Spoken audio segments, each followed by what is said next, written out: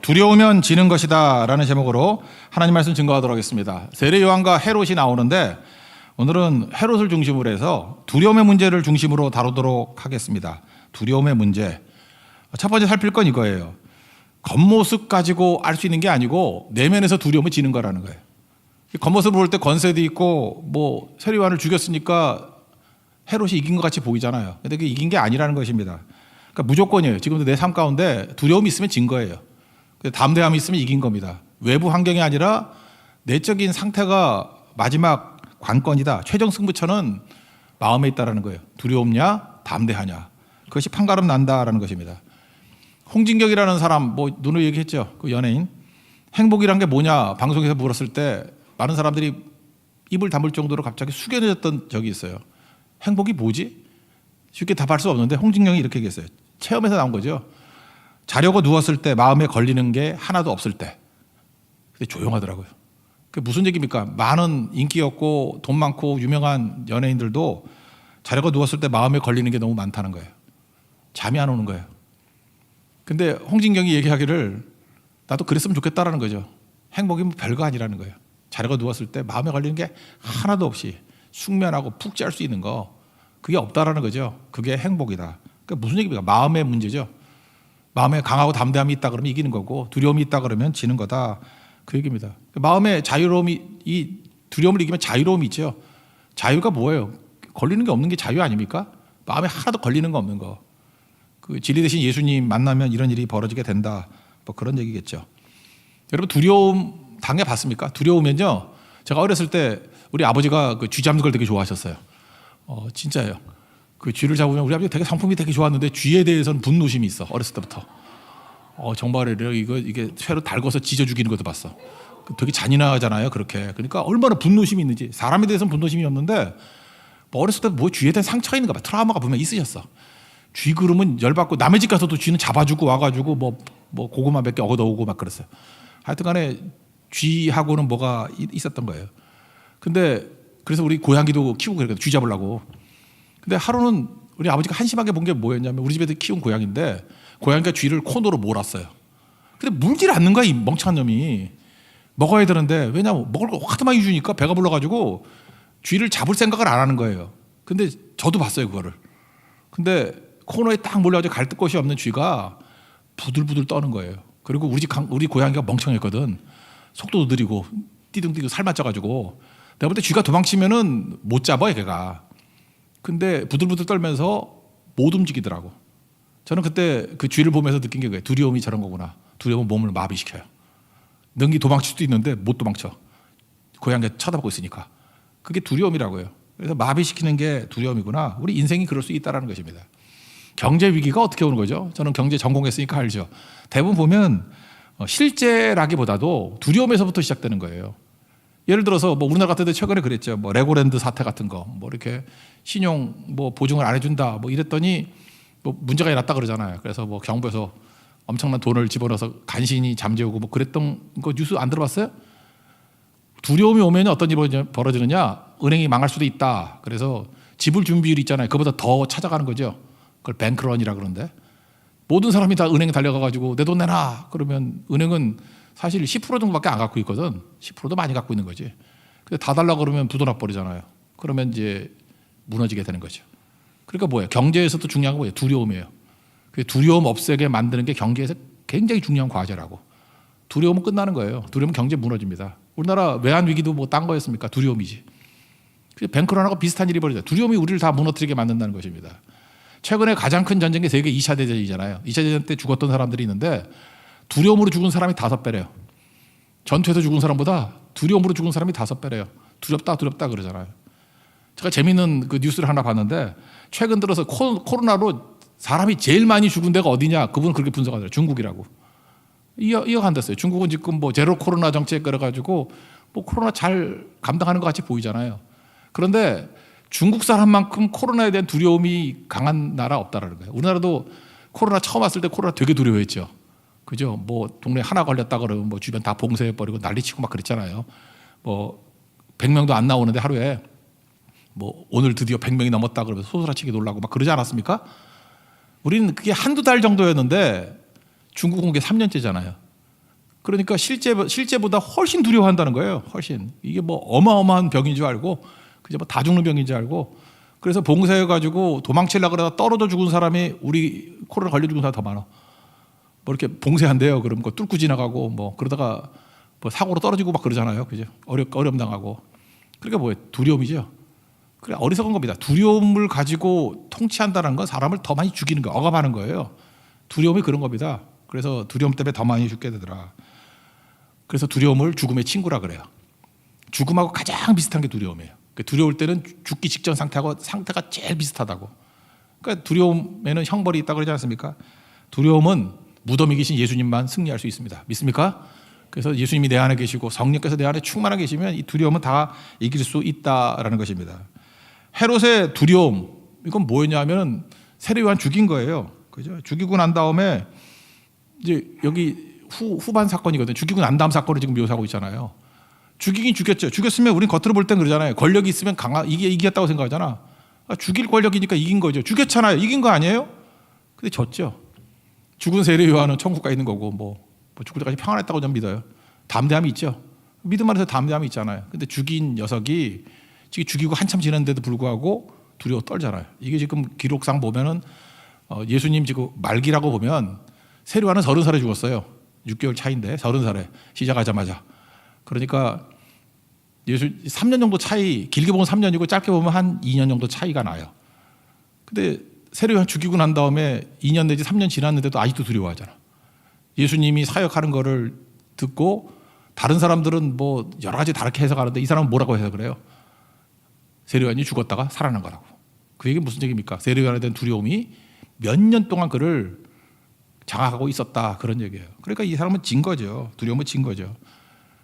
하나님께서 우리에게 주신 마음은 두려워하는 마음이 아니다 그랬잖아요. 디모데후서 1장 7절. 그러니까 두려워하는 마음이 악한 마귀가 준 마음인데 그를 사로잡고 있다는 것입니다.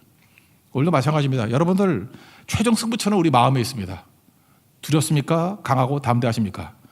예수 안에 있어야만 강하고 담대함이 있다는 거예요. 그거 아니면은 돈이 많아도 권력이 많아도 뭐 인기가 많아도 아까 얘기했잖아요. 연예인도 그렇고 왕도 그렇고 권력자 뭐 돈 많은 재벌 다 잡모들입니다.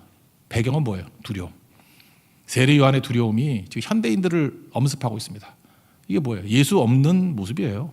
예수 없는 아무리 많은 것들을 가졌다 할지라도 두려움으로 몇 년 지나도 이렇게 잠 못 이루는 모습으로 있다라는 것입니다. 예수님으로 말미암아 강하고 담대한 하나님의 거룩한 종 되기를 축원합니다. 내용 읽어봅시다. 14절부터 16절까지 내용입니다. 시작. 이에 예수의 이름이 드러난지라 헤롯 왕이 듣고 이르되 이는 세례 요한이 죽은 자 가운데서 살아났도다. 그러므로 이런 능력이 그 속에서 일어나니라 하고 어떤 이는 그가 엘리야라고 또 어떤 이는 그가 선지자니 옛 선지자 중에 하나와 같다 하되 헤롯은 듣고 이르되 내가 목벤 요한 그가 살아났다 하더라. 이런 거죠. 그러니까 하나님 앞에서 예수님 모시고 성령 모셔야만 두려움을 이길 수 있다. 이게 첫 번째 메시지입니다. 두 번째는 후회와 회개는 다르다라는 것입니다. 지금 이 헤롯 안디바는 후회하고 있어요. 그래서 약간 동정심도 있어. 근데 후회는 두려움을 이기지 못한다는 것입니다. 그래서 이 헤롯을 통해서 후회와 또는 뭐 자책이라고 말할 수 있죠. 그죠? 이것과 진짜 회개는 어떤 차이가 있느냐, 그거를 한번 살펴봐야 된다고 생각을 합니다. 먼저 내용은 이런 거였어요. 헤롯 대왕이라 그러죠. 이 건축했던 예수님 뭐 2살 이하 다 죽여버렸던 그런 왕이 있잖아요. 헤롯 대왕이라고 보통 그럽니다. 건축왕이라 그러고 아들이 무지 많았어요. 그런데 그 중에 특별히 세 아들에게 나눠가졌는데 남쪽 유다 중심으로는 그 아겔라오라 되어 있나 성경에는 아겔라오. 그다음에 갈릴리 지방 북쪽에는 오늘 말하는 헤롯 안디바. 이거 센 놈이었어요. 되게 센 놈이었고 오히려 똑똑하고. 그래서 동편에는 그러니까 이방 지역이죠 주로. 이 동편에는 빌립이라는 헤롯 빌립이라는 사람이 통치하고 있었습니다. 그런데 좀 이렇게 세 보이는가 봐요. 안디바가 이게 실력자거든요. 실력자니까 이 빌립의 아내가 헤로디아였는데 제가 볼 때 동생의 아내를 뺏어 왔다라는 것도 되지만 헤로디아도 합작한 거야. 이 여자 행동하는 거 봐요, 그죠? 남편 버리고 그 뭐라 그러죠? 남편이 형한테 간 거죠, 안디바한테. 그랬더니 사람들이 찍소리 못하고 말도 못하는데 세례 요한은 담대하게 말하잖아요. 그죠? 잘못된 거다. 이게 어디에 위배되죠? 오늘 아침에 살폈잖아요. 레위기 18장. 16절에 보니까 너는 내 형제의 아내의 하체를 범하지 말라. 이는 내 형제의 하체니라. 그러니까 형제의 아내 딱 맞잖아요. 지금 헤롯 빌립의 아내가 헤로디아잖아요. 그죠? 이게 안 된다.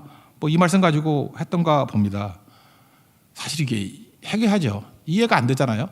제가 어떤 그 방송을 한번 봤더니 방송이 영화구나 영화를 봤더니 영화 대사 중에 하나예요. 우리 한국 영화인데 대사 중에 하나가 그거 있더라고. 뭐 이렇게 쭉 설명하니까 이해가 안 돼. 나는 그 이해할 수가 없어. 그랬더니 그 주인공이 그러더라고요. 이해할 수 없는 것은 돈 때문이야.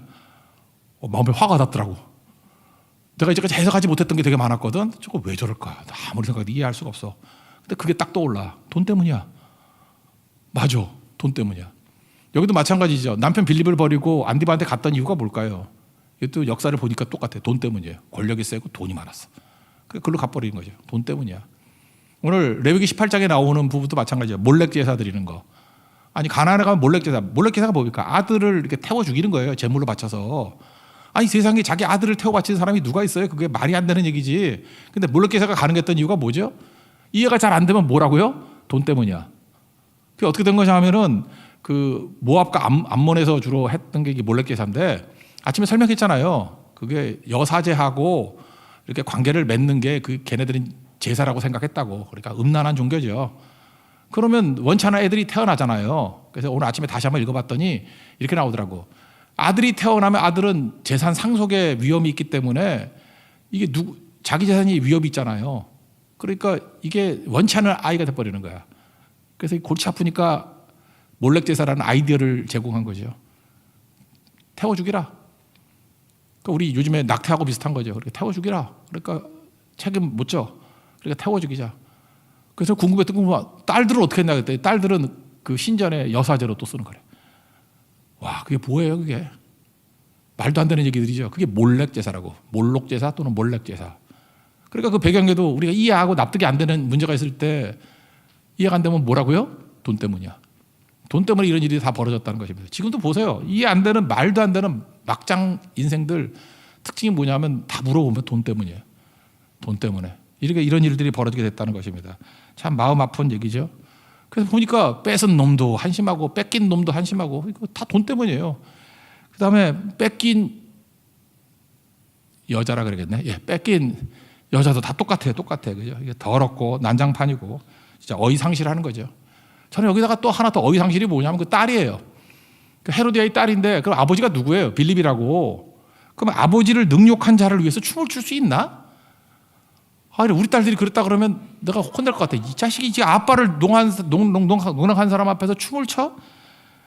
이것도 똑같아. 이거 이름이 살로메인데 나중에 회심했대요. 그래서 예수님 십자가 밑에 나왔던 여자가 살로메 있죠? 살로메. 그 여자라고. 나중에 돌이켰다 그러는데 이 여자만 이제 예수 믿게 됐다라고 해. 초대교회 전설에 하면 그래요. 이 살로메가 춤췄던 여자가 돌이켰다. 어쨌든 그렇다고 내용이 보여요. 다. 이게 막장 인생들이죠. 돈 때문에. 이게 바로 뭐예요? 세상 풍속이라고. 가난의 풍속. 이 세상의 풍속도 마찬가지 아닙니까? 돈 때문이야. 하나님 말씀대로, 그죠? 규례와 법도가 아니고 규례와 법도. 하나님 말씀의 기준과 말씀의 기준에 대한 매뉴얼. 그게 규례와 법도라 그랬죠. 그게 없어요. 그러니까 내 멋대로, 돈 때문이야. 내 욕망 때문에, 내 쾌락 때문에. 이게 지금 레위기 때 상황이나 이때 상황이나 다를 게 뭐가 있습니까? 똑같은 일이 또 반복되고 있는 거죠. 17절 18절 읽도록 하겠습니다. 시작. 전에 헤롯이 자기가 동생 빌립의 아내 헤로데에게 장가든 거로 이 여자를 위하여 사람을 보내어 요한을 잡아 옥에 가두었으니 이는 요한이 헤롯에게 말하되 동생의 아내를 취한 것이 옳지 않다 하였음이라. 근데 헤롯 안디바는 이중 감정 또는 복합 심리에 빠지게 됐습니다. 그게 뭐냐면 헤롯의 시각은 일단 세례 요한에 대해서 나쁘게 생각은 안 했어. 그죠? 의롭고 거룩한 사람이다. 그리고 그를 약간 두려워도 하고 보호도 해주고. 그러니까 싫지만 달게 들은 메시지예요. 근데 이게 오락가락하니까 문제가 되죠. 그러니까 우린 그런 생각하죠. 헤롯에 대해서 약간 동정심을 가져. 이 사람은 태도는 좋았는데 그 헤로디아 때문에 이렇게 됐다. 핑계 대지 말라고요. 생각과 행동이 다르면 그건 틀린 거예요. 그죠? 생각과 행동이 다르면 틀린 거죠. 그래서 맨날 번민하고. 이게 되게 비슷한 사람이 누구냐 하면은 빌라도가 그랬죠. 빌라도도 예수님 무죄하다는 거 알고 있었잖아요. 생각은 옳았죠. 근데 행동을 안 하잖아. 근심했지만 뭐 사람들 눈치 보고 뭐 따라가지 않고. 그러니까 헤롯도 그렇고 하여튼 이 빌빌대는 인생은 다 똑같아. 헤롯, 빌라도 또 한 사람 누가 있나요? 부자 청년이 있지 않아요? 뭐 예수님께 칭찬도 듣고 예수님이 얼마나 귀엽게 여겼으면 나를 따르라 제자 삼겠다 그랬는데 누가복음 18장 23절 보니까 큰 부자래요. 이 말씀을 듣고 심히 근심하여 갔대, 떠나갔대. 그러니까 다 요런 족속들의 특징들이 있죠. 판단력을 옳아, 행동을 안 해. 이유가 뭐죠? 그게 후회하는 인생이에요, 후회. 그래서 이런 걸 후회라 그래, 후회. 지금도 보면 맨날 양다리 걸치는 인생들 보면 후회하는 인생들이에요. 알긴 다 알아. 그래서 내가 볼 때 이게 미지근한 거야. 이게 토하고 싶은 사람이야. 이게 미지근하면 라우디가 교회 했잖아. 토하여 내치리라. 토하고 싶다. 아는데 모르고 그러면 소망이라도 있지. 가르쳐주면 그 사람 돌아올 거 아니야. 알고도 행하지 않아. 알고도 계속해서 머뭇머뭇거려. 그 왜 그러냐면 후회와 회개는요. 중심 싸움이에요. 중심. 나 중심인 걸 후회라 그래. 그러니까 이런 거죠. 후회는 뭐죠? 아유 내가 그때 실수했어. 아차 했어. 그러면 다시 한번 기회를 주면 잘할 거야 라고 생각하는 게 후회라고. 그리고 후회 그러겠죠. 아 내가 투자를 잘못했어. 아유 아차 내가 다시 한번 잘할 거야. 뭐 시험도 마찬가지죠. 아 내가 뭐 시험 잘못했어. 아차 했어.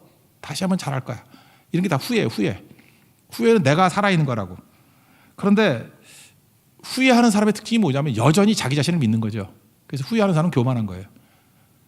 다시 해도 다시 한번 내가 잘할 수 있다라고 생각해서 내가 실수했을 뿐이지 여전히 내 자신이 믿을 만한 존재라는 것을 인정하는 거예요. 그게 후회예요.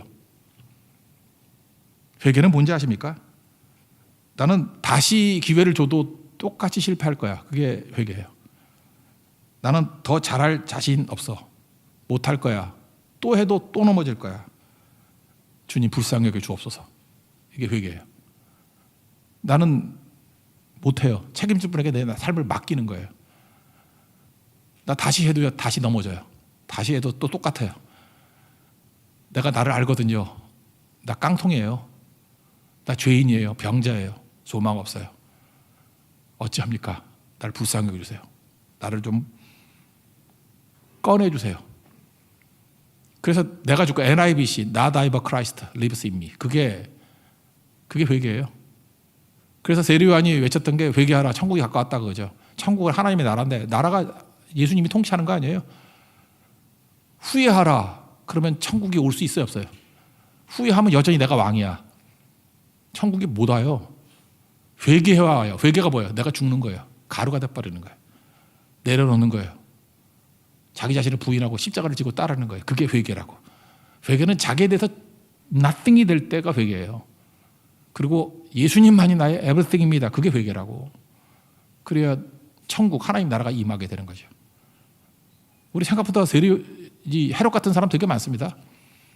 보면은 이런 사람들을 연기도 잘해. 겉으로 보면 되게 자기를 낮추는 것 같이 보이고 또 눈물도 얼마나 잘 흘리는지 그냥 뭐 툭 건드리면 눈물 뚝뚝 떨어지고 또 입에 발린 소리 얼마나 많은지 뭐 다 제 탓이지요. 제가 잘못했지요. 근데 딱 보면 알잖아요. 저 다음에 오면 또 저럴 거라는 거.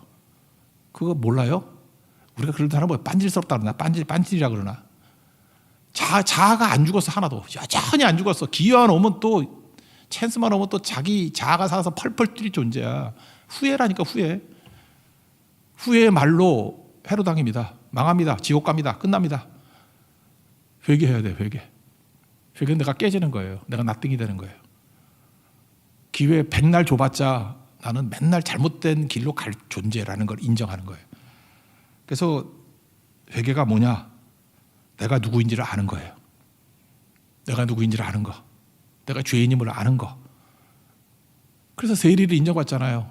세리는 회개했거든. 가슴 치며 회개했다 그러잖아요. 회개의 모습이 뭐예요? 나는 죄인입니다. 나는 가능성 없습니다. 불쌍히 여겨주세요. 그잖아요. 그 회개죠. 혹시 바리새인들은 잘못했다 그러면 이렇게 하니까 예수님이 싫어하네. 그 자기 판단을 가지고 이렇게 해볼까? 후회. 박살이 날 때까지 후회만 하는 인생입니다. 그러니까 깨져야 회개죠. 회개. 후회하면 두려움 사라지지 않습니다. 왜? 여전히 내가 살아있으니까 나는 또 잘못할 거 아니야. 또 자기도 알잖아. 두려움 못 이겨요.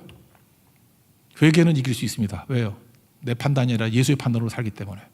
내 결정이 아니라 예수님의 결정, 내 뜻이 아니라 예수님의 뜻으로 살기 때문에, 주님께서 내 길을 인도하시기 때문에 두렵지 않습니다. 믿습니까? 그래서 그 뒤에도 나오잖아요. 풍랑 일고 난 다음에 뭐 제자들이 쫄잖아요. 그 6장 15분에 뭐 풍랑 일 때 예수님 오셔. 그때 예수님 뭐라 그래요? 내니 두려워하지 말라. 그 되게 유명한 구절 아니에요?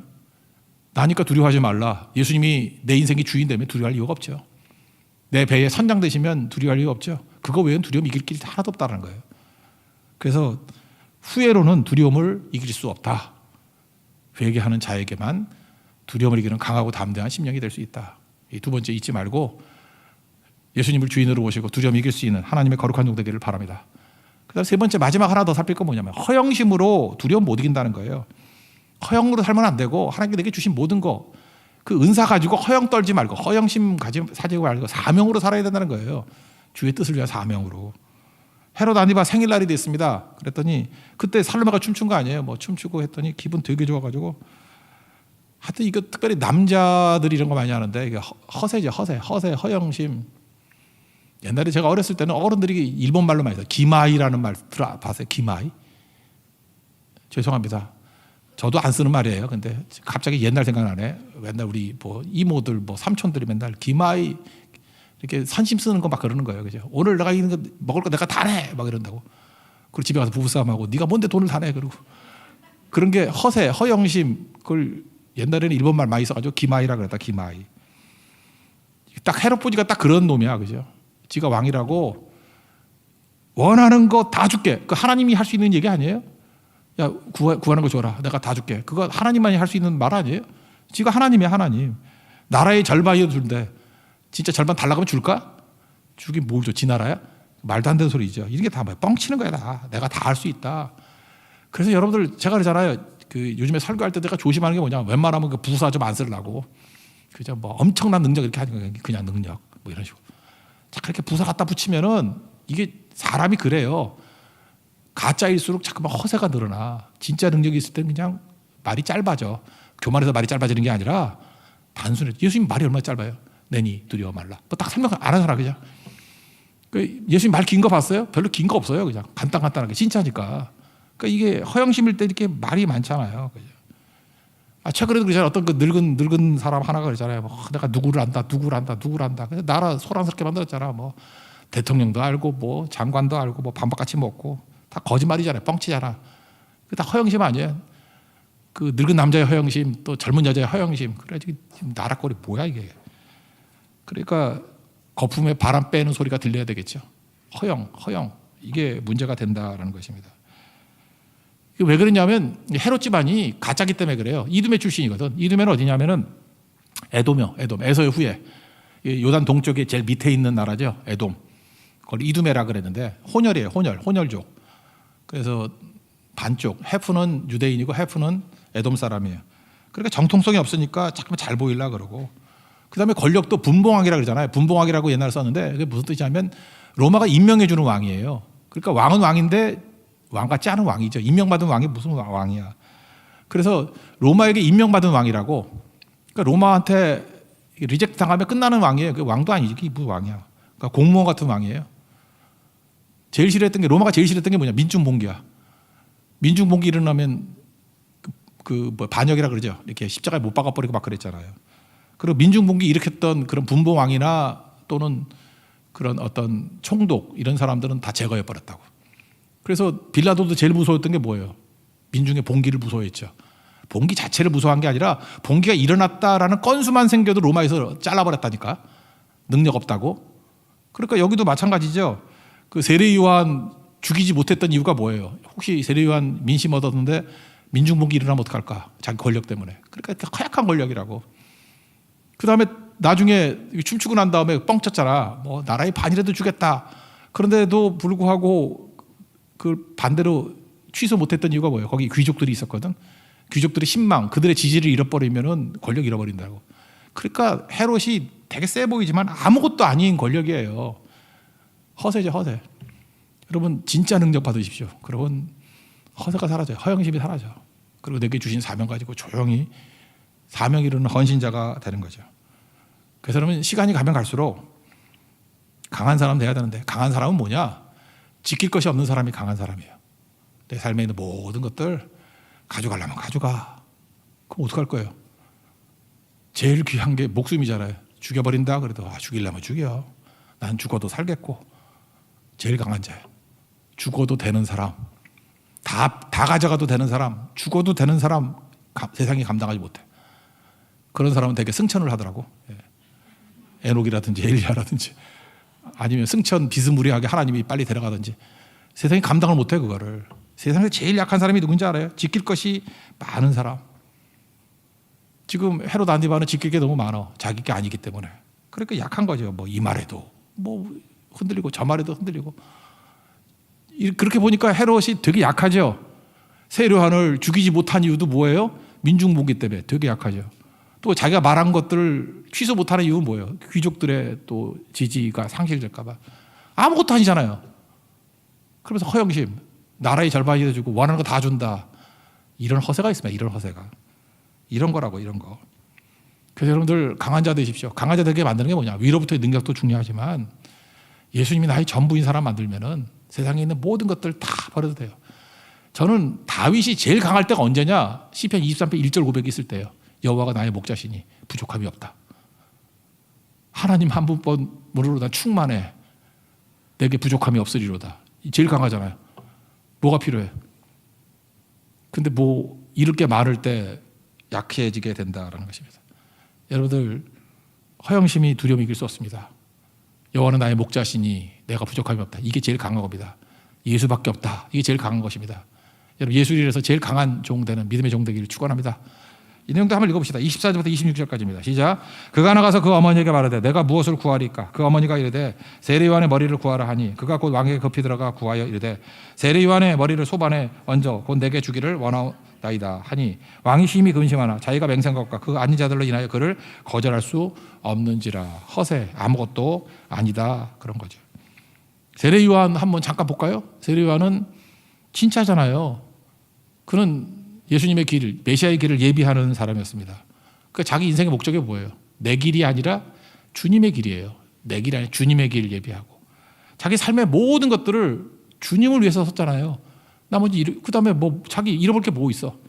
먹는 것도 메뚜기 먹고 옷도 뭐 낙타 털어 입고. 어떤 사람이 이걸 명품이라고 그러더라고. 그때는 명품 아니에요. 낙타 털옷이 그냥 거지같이 입는 옷이고 메뚜기가 영양식이 아니고 그냥 험한 음식이라 그런 뜻이에요. 제발 해석을 좀 제대로 하라고. 뺏길 게 없잖아요. 잃을 게 없잖아요. 목숨조차도 주님께 드렸다고.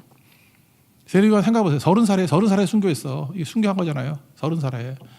나이 많다고 다 되는 거 아니에요. 여기 내가 보기에 대충 30살 넘은 사람이 더 많은 것 같은데. 여러분 살 만큼 살았어요. 세례요한 뭐라고? 세례요한이 왕도 두려워할 정도의 위엄이 있잖아요. 권위가 있잖아요. 왜요? 다 잃어버려도 되는 존재이기 때문에. 여러분 나이 들어서 강해진다는 거 믿지 마십시오. 아니에요. 지금이라도 주를 위해서 어떤 것도 다 지킬 게 없는 존재가 되면 여러분 최강의 인생이 된다라는 것입니다. 그게 진짜 중요한 인생이라는 거예요. 그런 인생 사는 하나님의 거룩한 종 되기를 바랍니다. 말씀 맺겠습니다. 우리 내용 보면 두려움은 지는 거죠. 내용이 뭐예요? 겉모습 갖고 판단하면 안 되고 내면에 두려움이 있으면 지는 거예요. 내면에 강하고 담대한 확신이 있으면 사는 겁니다. 이기는 겁니다. 강하고 담대한 하나님의 종 되기를 축원합니다. 그리고 후회로는 두려움 못 이겨요. 회개로만, 내가 깨지는 회개로만 두려움을 이길 수 있습니다. 허영심으로 두려움 절대 못 이깁니다. 오히려 사명, 세례요한같이 사명 앞에 자기를 던지고 지킬 것이 없는 인생이 될 때 오히려 그게 제일 강한 인생이 될 수 있다는 것입니다. 오늘 한 말씀 보십시오. 여호와는 나의 목자시니 내가 부족함이 없으리로다. 강한 자입니다. 그런 자들은 축복과 은혜가 넘쳐나는 하나님의 종 되기를 축원합니다. 자리에서 일어나겠습니다. 그래서 예수 찬양하겠습니다.